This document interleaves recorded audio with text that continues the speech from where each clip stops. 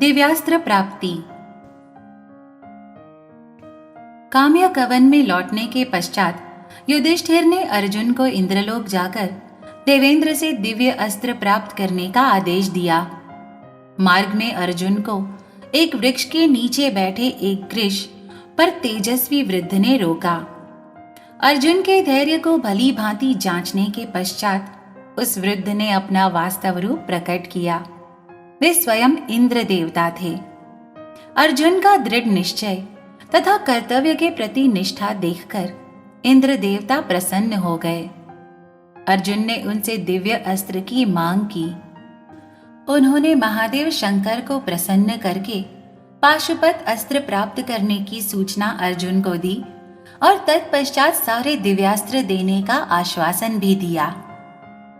अर्जुन ने तुरंत शंकर को प्रसन्न करने के लिए तपस्या करना आरंभ कर दिया।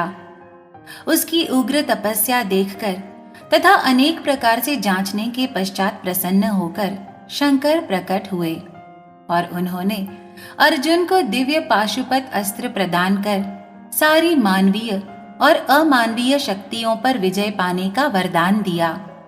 उसके पश्चात अर्जुन के सम्मुख वरुण, कुबेर, यम और इंद्र देवता प्रकट हो गए। उन्होंने अर्जुन को उपसप्तर समेत अनेक दिव्य अस्त्र दिए। शेष अस्त्र पाने के लिए इंद्र ने उसे स्वर्ग में आने का आमंत्रण दिया। अर्जुन इंद्र की सभा में पहुंचा। स्वर्ग में रहकर अर्जुन ने वज्रास्त्र आदि अन्य अनेक दिव्य अस्त्रों का ज्ञान प्राप्त किया। उसके पुराने मित्र चित्रसेन गंधर्व ने उसे स्वर्गलोक में होने वाली नृत्य और गायन कला की संपूर्ण शिक्षा दी। अर्जुन उन विद्याओं में भी निपुण हो गया। एक बार इंद्र ने इंद्र सभा में उर्वशी के नृत्य के समय अर्जुन को अनिमिष नेत्रों से उस अप्सरा की ओर निहारते हुए देखा। उन्होंने उर्वशी को सज धज कर अर्जुन की सेवा में जाने का आदेश दिया।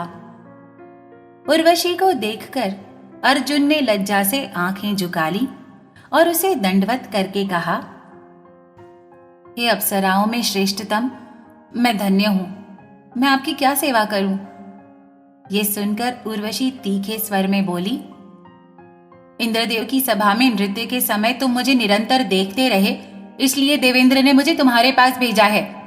परंतु तुम ये पागलों जैसी बातें क्यों कर रहे हो?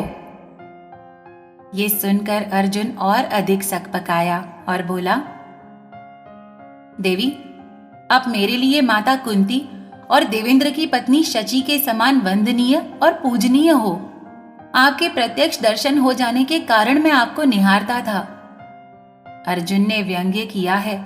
ये सोचकर उर्वशी ने अर्जुन को नपुंसक हो जाने का शाप दिया।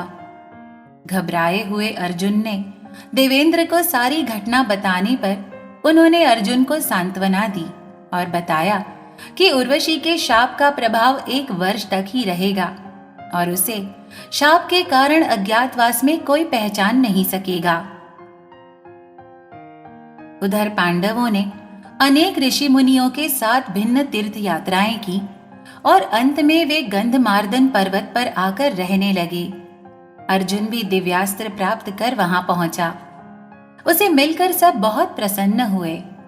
अपमान, मानहानि तथा वंचना का संपूर्ण प्रतिशोध लेने का सामर्थ्य अब उन्हें प्राप्त हो गया था।